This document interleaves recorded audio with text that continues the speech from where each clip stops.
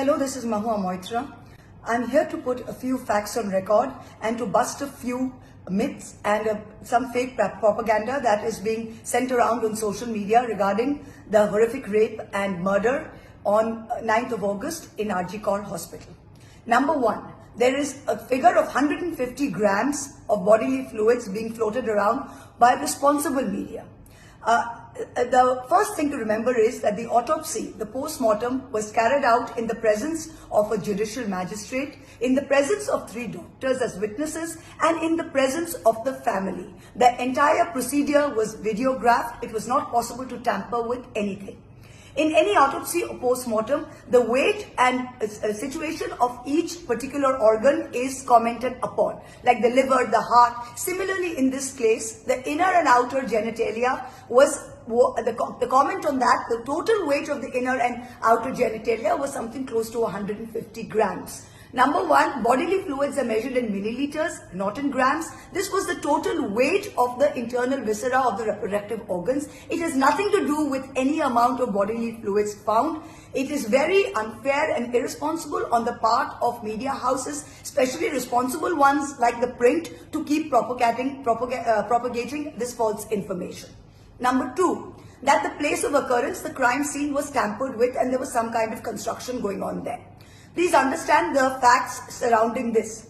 The crime scene, the PO, the place of occurrence, was sealed off by the police immediately after the crime came to light. It is now only within the Calcutta police and CBI are the only people who can access that. It is secured.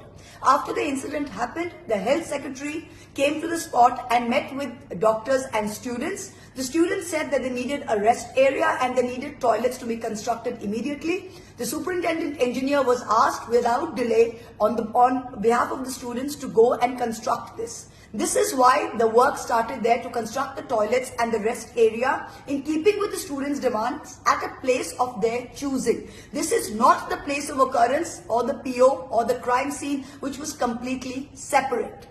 Number three, that there was somehow an inquiry committee set up to investigate the mental health or the psychiatric condition of the victim. This is complete and utter rubbish. After the 9th of August, when the FIR was filed and the police took over the investigation, an internal administrative committee board was set up as is normal standard operating procedure in any situation like this, to see if there were any lapses on the part of the hospital.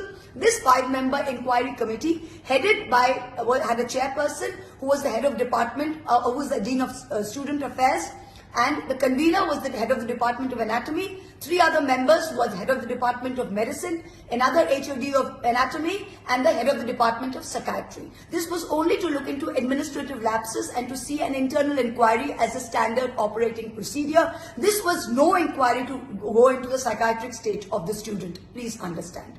These are 3 important things one needs to keep in mind. Thank you very much.